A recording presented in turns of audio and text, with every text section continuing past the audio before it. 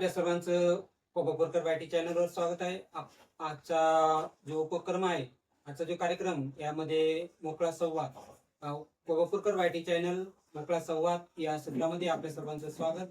आज आपल्यासोबत भारतीय बौद्ध महासभेचे जिल्हाध्यक्ष आयुष्यमान नागेश झोडके साहेब, जिल्हा सरचिटणीस भारतीय बौद्ध महासभा छत्रपती संभाजीनगर, हे आपल्यासोबत आज मोकळ्या संवादामध्ये आपल्यासोबत मोकळा संवाद साधणार आहेत.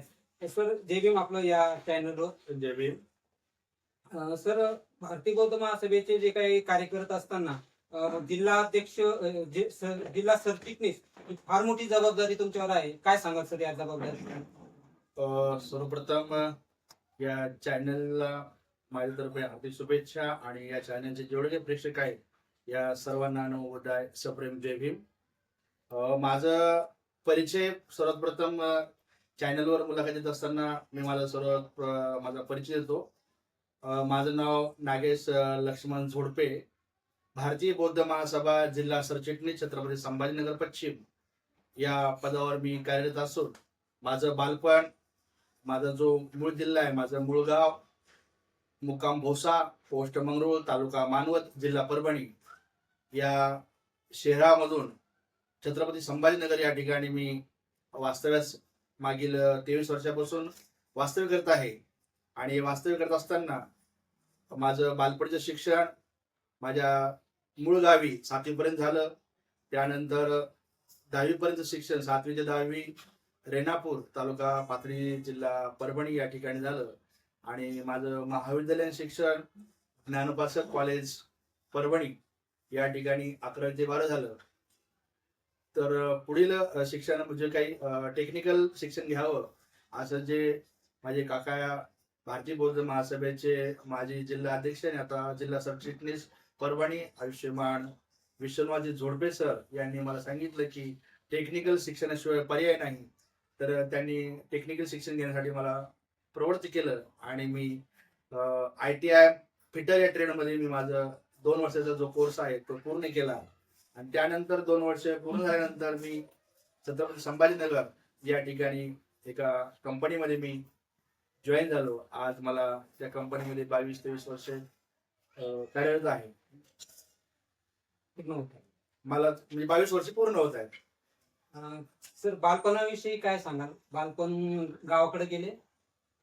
हो, माझं बालपण गावाकडेच गेलेलं आहे. तसं त्याच्यानंतर मी असं सांगू शकतो की माझं पुढील शिक्षण जे आहे, जॉबला लागल्यानंतर माझं शिक्षण पूर्ण करण्याचं जे उद्दिष्ट होतं, त्यानंतर मी नागसेन महाविद्यालय उस्मानपुरा या ठिकाणी फर्स्ट इयर ते म्हणजे 15वी पर्यंत जे काही ग्रॅज्युएशन आहे ते मी तिथे केलं. आणि माझं MA शिक्षण मिलिंद कॉलेज या ठिकाणी जे बाबासाहेबांनी निर्माण केलेलं जे कॉलेज आहे त्या कॉलेजमध्ये माझं जे MA शिक्षण मी पूर्ण केलेलं आहे. तर भारतीय बौद्ध महासभेच्या माध्यमातून समाज प्रबोधन, धम्मप्रसार, संघटन आणि सामाजिक परिवर्तनाच्या कार्यात मी सक्रियपणे सहभागी आहे, यापुढे राहणार आहे. माझ्यासाठी सामाजिक कार्य म्हणजे केवळ पद किंवा प्रसिद्धी मिळवणे नाही, तर समाजातील शेवटच्या माणसापर्यंत शिक्षण, समता, स्वाभिमान आणि धम्माचा विचार पोहोचणे हे माझे ध्येय आहे. आपण बालपणी बद्दल आपण विचारलं तर बालपण हे प्रत्येकाच्या व्यक्तिमत्वाची पायाभरणी करणारे असते. माझ्या बालपणात साधेपणा, संघर्ष आणि कष्ट याचा अनुभव आला आहे. शाळेच्या काळात शिक्षकांनी दिलेले संस्कार, मित्रमैत्रिणींसोबतचे अनुभव आणि परिस्थितीतून शिकवलेले धडे आजही माझ्या जीवनात उपयोगी पडतात. माझ्या मते शिक्षण म्हणजे फक्त पुस्तकाचे ज्ञान नाही, तर जीवनाकडे चिकित्सक आणि माणुसकीच्या दृष्टीने पाहण्याची क्षमता आहे. खूप छान सर. आणि ह्या बालपणातच म्हणजे आंबेडकरी चळवळीची ओळख ही बालपणापासून झाली की कॉलेजमध्ये आल्यावर आंबेडकरी चळवळ किंवा भारतीय बौद्ध महासभा कसे वळाला सर भारतीय बौद्ध महासभेच्या विचाराकडे? आमच्या गावामध्ये जसं आमचं गाव हे संघर्षासाठी त्या भागामध्ये खूप प्रसिद्ध आहे.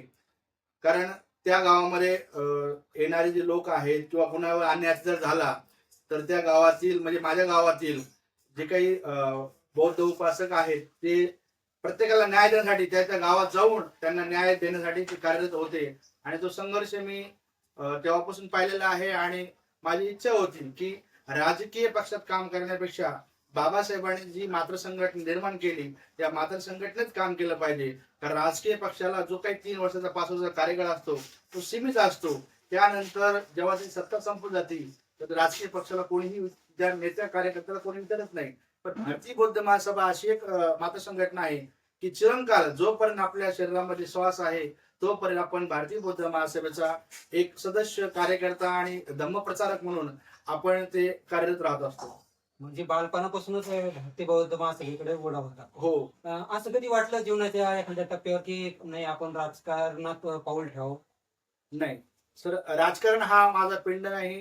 कारण घरातूनच राजकारणाबद्दल असं कुठलेही धड नाही. पण धम्मकारण समाजकारण याच्यामध्येच नेहमी सहभागी आईचा पण होता आणि वडिलांचाही होता. आई वडिलांचे जे काही संस्कार आहेत ते संस्कारातूनच आज मी भारतीय बौद्ध महासभेच्या कार्यामध्ये सक्रिय आहे. परंतु डॉक्टर बाबासाहेब आंबेडकर म्हणतात की जा तुमच्या घराच्या भिंतीवर लिहून ठेवा की तुम्हाला या देशाची शासनकर्ती जमात बनायचं आहे. तर त्याचा जी वाटचाल आहे सर ती राजकारणातूनच होते. तर याबद्दल काय म्हणा? राजकारण करत असताना त्याला धम्मकारणाची जोड असावी लागते. जोपर्यंत तुम्ही विचारानं परिपक्व होत नाही तोपर्यंत तुम्ही राजकारणामध्ये सक्रिय होऊ शकत नाही. अर्धवट ज्ञानातून तुम्ही राजकारण करत असाल तर तुम्ही कुठेही सक्सेस होत नाही. त्यासाठी तुम्हाला बाबासाहेबांनी निर्माण केलेली भारतीय बौद्ध महासभा यामध्ये कार्यरत राहून पुढील तुम्ही वाटचाल करू शकता. पण तो मार्ग मी निवडला नाही. मला राजकारणात कुठलाही रस नाही. मला धम्मकारणामध्ये आणि समाजकारणामध्ये जास्तीत जास्त रस आहे. तुमचं जे काही कॉलेज जीवन आहे ते नागसेन वन या परिसरात झालेलं आहे आणि बाबासाहेबांनी जिथं शिक्षणाचा वारसा निर्माण केला असे मिलिंद कॉलेज या दोन्ही ठिकाणी म्हणजे जिथून परिवर्तनाची जी काही सुरुवात होती ते मिलिंद कॉलेज मधून होते. सर त्याबद्दल काय सांगा? खरंच मला म्हणजे खूप गौरव आणि अभिमान वाटतो की मी बाबासाहेबांच्या पदप्रशाने पावन झालेली जे काही छत्रपती संभाजीनगर सध्याचं पूर्वीचं औरंगाबाद या ठिकाणी मी बाबासाहेबांनी निर्माण केलेल्या कॉलेजमध्ये शिक्षण घेत आहे. आणि त्या शिक्षणाच्या माध्यमातून मला सामाजिक आणि धार्मिक संघटनेमध्ये काम करण्यास जास्तीत जास्त प्रेरणा मिळाली आहे.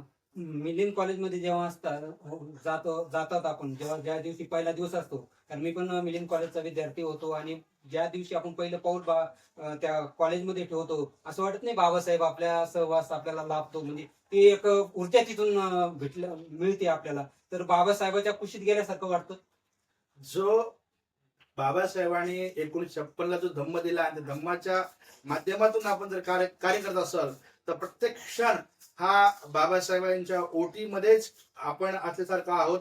कारण बाबासाहेबांनी सांगितलेले प्रत्येक शब्द आणि शब्द जो धम्माचा किंवा बाबासाहेबांनी दिलेल्या विचारावर काम करतो त्या व्यक्तीला तो म्हणजे निश्चितच वाटतं. मिलिंद कॉलेज म्हणजे विद्रोहाचा जे काही पुंकार जे चिंगारी जिथून सुरू होते ते मिलिंद कॉलेज या ठिकाणातूनच मिलिंद कॉलेजच्या ग्राउंड मधून मिलिंद कॉलेजच्या भूमीमधून बरेचसे विचारवंत आज देश पातळीवर गेलेले आहेत आणि त्यांनी आपला आंबेडकरी वसा पूर्ण जगभर पसरवलेला आहे. मिलिंद कॉलेजचं हे महत्वाचं स्थान आपल्या छत्रपती संभाजीनगर मध्ये महत्वाचं स्थान निर्माण झालेलं आहे.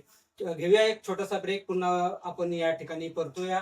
आपण आज मोकळा संवाद या अंतर्गत नागेश झोडपे साहेबांसोबत मुलाखत घेत आहोत. अरे छोटू, हे सगळे एवढे यशस्वी कसे झाले असतील? प्रत्येक यशस्वी माणसामागे अशी एक गोष्ट असते जी जगाला कधीच माहिती नसते. पण त्या यशामागचा संघर्ष, अपयश आणि मेहनत फार कमी लोकांना माहिती असते. म्हणूनच कोबापूरकर यूट्यूब चॅनल घेऊन आलंय मोकळा संवाद. तुमच्या संघर्षाची खरी गोष्ट आता संपूर्ण महाराष्ट्र ऐकेल. अशाच प्रेरणादायी मुलाखती पाहण्यासाठी कोबापूरकर यूट्यूब चॅनलला सबस्क्राईब करा. व्हिडिओ आवडला असेल तर लाईक, कमेंट आणि शेअर करायला विसरू नका. पुन्हा एकदा आपल्या सर्वांचं स्वागत माझ्या कोबापूरकर वायटी चॅनलवर. आज आपण भारतीय बौद्ध महासभेचे जिल्हा सरचिटणीस नागेश झोडपे साहेब यांच्यासोबत मोकळा संवाद या अंतर्गत गप्पा मारत आहोत. सर, तरुणपणात मध्ये पाऊल ठेवताना बालपणीच्या आठवणी मागे सारून तरुणपणाची एक नवीन ऊर्जा तुम्ही स्वतः घेत असतात. ते तरुणपण आपल्यासाठी किती महत्वाचं आणि काय सांगाल तरुणपणाबद्दल? तरुणपणामध्ये मानव स्वतःचे विचार आणि जीवनाची दिशा ठरत असतो. मला सामाजिक प्रश्न समजून घेण्याची आणि त्यावर काम करण्याची प्रेरणा मिळाली.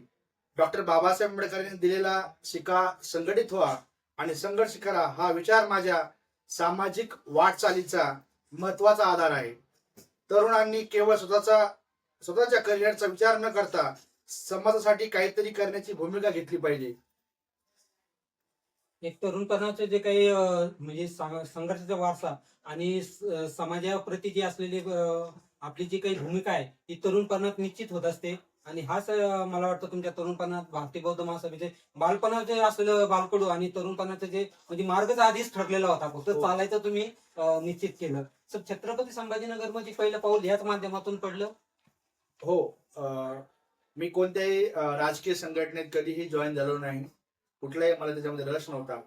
पण मी रांजणगाव ते विद्यापीठ गेट आपलं जे काही डॉक्टर बाबासाहेब आंबेडकर विद्यापीठ नामविस्तार दिनानिमित्त जी पायी रॅलीचं आयोजन केलं होतं आणि त्या पायी रॅलीला खूप असा प्रतिसाद मिळाला होता. तेव्हापासून या इथल्या कामाला मी सुरुवात केली आहे. तेव्हापासून जनसामान्यामध्येही माझा कामातून परिचय झाला. कारण माणसाची ओळख नावाने नाही तर त्या कामातून होत असते आणि तेच पहिलं त्या माझ्या पायी रॅलीमधून झालेलं आहे. सुरुवात धम्माच्या कार्यातूनच सुरुवात झालेली आहे. हो. सर, भारतीय बौद्ध महासभाच का? कारण सामाजिक जेव्हा तुम्ही याच्यातून चांगला म्हणजे स्थावर झाला, मग भारतीय बौद्ध महासभेचीच निवड का? हे एक प्रश्न भारतीय बौद्ध महासभा ही डॉक्टर बाबासाहेब आंबेडकरांनी स्थापन केलेली एकमेव मात्र संघटना आहे आणि बौद्ध धर्माचा प्रसार आणि सामाजिक परिवर्तन चळवळ आहे. डॉक्टर बाबासाहेब आंबेडकरांनी 14 ऑक्टोबर 1956 रोजी धम्म दीक्षा घेतल्यानंतर व आपल्याला दिल्यानंतर बौद्ध धर्माला भारतात सामाजिक परिवर्तनाचे प्रभावी माध्यम बनवण्याचा विचार मांडला. भारतीय बौद्ध महासभेच्या माध्यमातून बुद्धांचा धम्म, समता, बंधुता, स्वातंत्र्य, प्रज्ञा, करुणा आणि सामाजिक न्याय याचा विचार समाजापर्यंत पोहोचवणे हे अत्यंत महत्वाचे कार्य होते. म्हणून मी भारतीय बौद्ध महासभा जॉईन केली आणि ती आजपर्यंत टिकून आहे. यानंतरही माझ्या देहामध्ये जोपर्यंत शेवटचा श्वास असेल तोपर्यंत मी भारतीय बौद्ध महासभेचं कार्य करत राहणार आहे. सर, भारतीय बौद्ध महासभेत कार्य करत असताना ही वाटचाल जी वाटते तेवढी सोपी आहे? नाही, अजूनही समाजामध्ये भारतीय बौद्ध महासभा ही जास्त प्रमाणात माहीत नाही. आणि आज आपण जे बौद्ध धर्म स्वीकारून बरेचसे वर्ष झालेले आहेत, पण बौद्ध धर्माचा गावखेड्यामध्ये जो प्रसार आणि प्रचार व्हायला पाहिजे तो अजून होताना दिसत नाहीये. तर काही लोक झोपेचं सोंग घेतल्यासारखं करतात, त्यांना माहिती असेल पण आपल्याला तिथपर्यंत पोहोचावं लागल. भारतीय बौद्ध महासभा जे काही केंद्रीय कार्य ट्रस्टी आहेत आणि भारतीय बौद्ध महासभेचे कार्याध्यक्ष आणि सप्ताह संघाचे राष्ट्रीय अध्यक्ष आदरणीय डॉक्टर भीमराव यशवंतराव आंबेडकर साहेब यांच्या माध्यमातून आपण BSI मिशन 25 आणि 56 गाव दौराच्या माध्यमातून आपण भारतीय बौद्ध महासभाचा प्रचार आणि प्रसार करणार आहोत आणि करीत आहोत. या 56 गावाचा जो काही उल्लेख आहे तर त्याला असं कारण आहे की बाबासाहेब आंबेडकरांचं महापरिनिर्वाण 1956 या दिवशी झालं, म्हणजे 1956 साली झालं. आणि भीमा कोरेगाव या ठिकाणी 28,000 भागिले 500, तर या बरोबर जर आपण हे केलं भागिलं तर त्याचं 56 उत्तर येतं. हा जो 56चा आकडा हे लोक जनसामान्यामध्ये एकदम फोकस व्हा त्या आकड्यावर, म्हणून आपण 56 गाव दौरा आपण करत आहोत.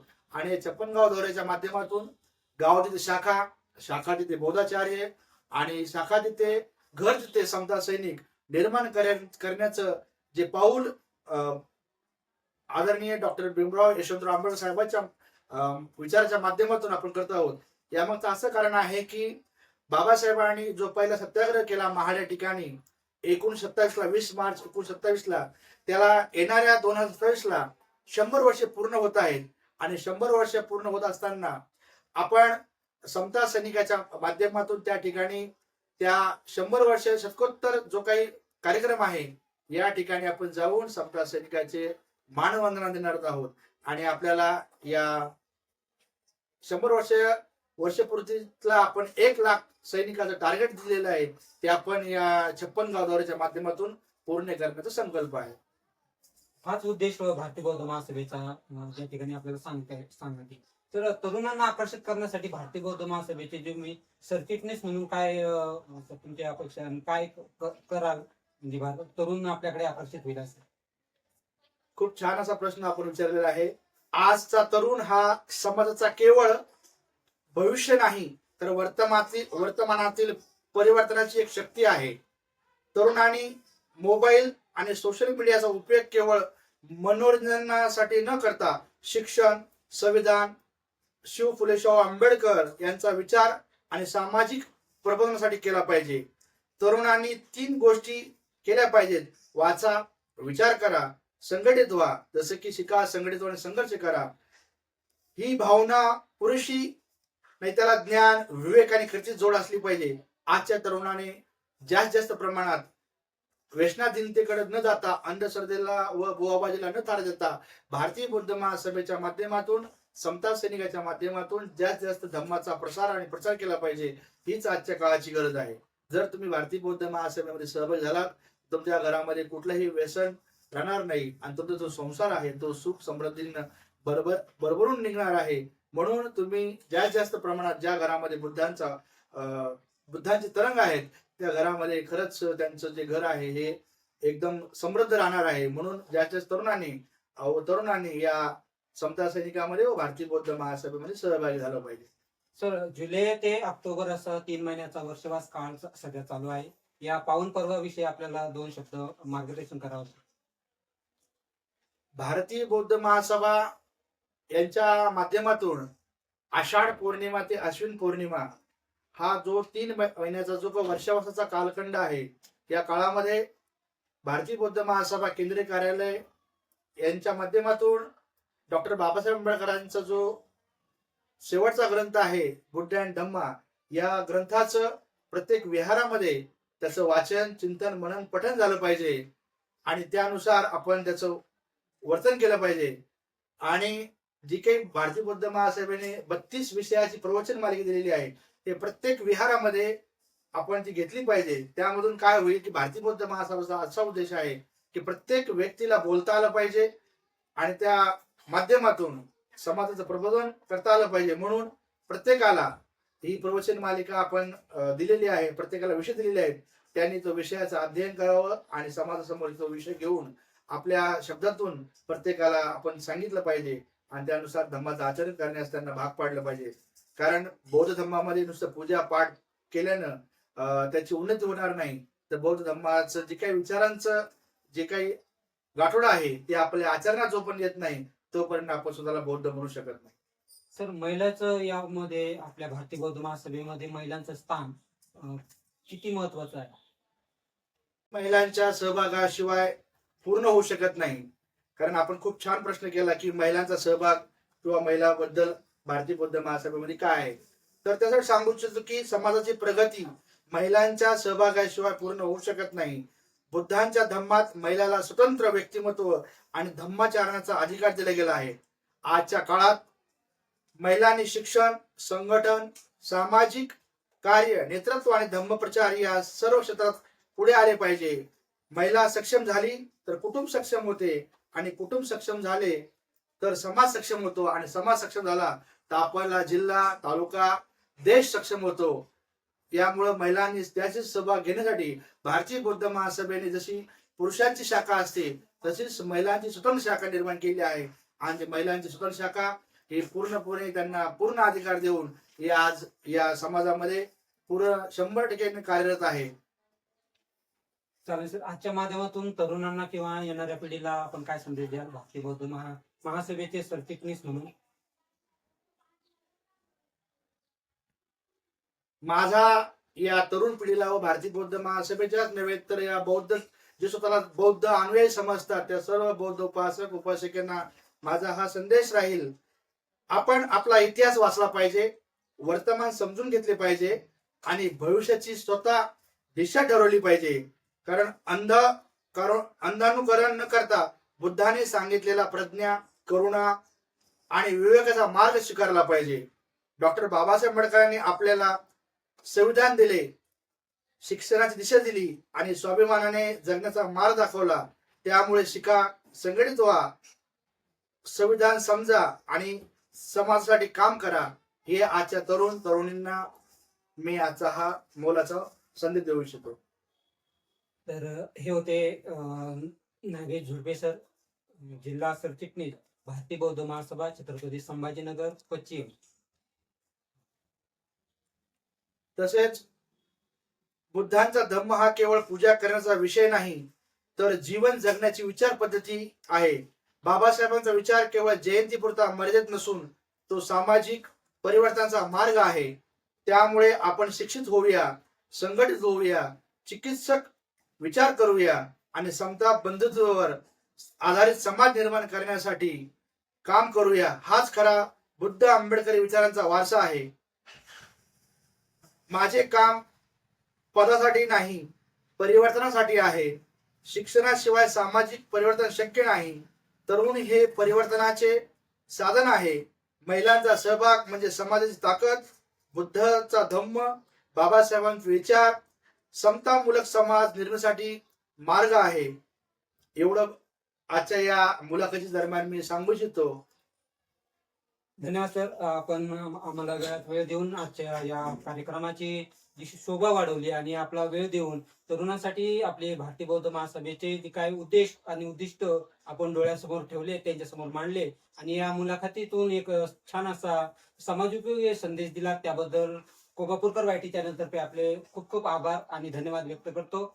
आपण बघताय कोबापूरकर वायटी चॅनल अंतर्गत मोकळा संवाद या सदरामध्ये आपण भारतीय बौद्ध महासभेचे सरचिटणीस जिल्हा छत्रपती संभाजीनगर पश्चिम यांच्यासोबत आपण मोकळा संवाद याविषयी बोललो आणि असेच यापुढेही आपण त्यांचे वेळोवेळी मार्गदर्शन घेत राहू आणि वेळोवेळी त्यांच्याशी गप्पा गोष्टी करत राहू. यावेळेस माझ्यासोबत माझे मार्गदर्शक बाबासाहेब काळे हे पण स्वतः या ठिकाणी उपस्थित राहिले. त्याबद्दल त्यांचं कोबापूरकर वायटी चॅनल तर्फे हार्दिक आभार व्यक्त करतो. थांबतो, पुन्हा भेटू. जय भीम. अरे छोटू, हे सगळे एवढे यशस्वी कसे झाले असतील? प्रत्येक यशस्वी माणसामागे अशी एक गोष्ट असते जी जगाला कधीच माहिती नसते. पण त्या यशामागचा संघर्ष, अपयश आणि मेहनत फार कमी लोकांना माहिती असते. म्हणूनच कोबापूरकर YouTube चॅनल घेऊन आलंय मोकळा संवाद. तुमच्या संघर्षाची खरी गोष्ट आता संपूर्ण महाराष्ट्र ऐकेल. अशाच प्रेरणादायी मुलाखती पाहण्यासाठी कोबापूरकर YouTube चॅनलला सबस्क्राईब करा. व्हिडिओ आवडला असेल तर लाईक, कमेंट आणि शेअर करायला विसरू नका.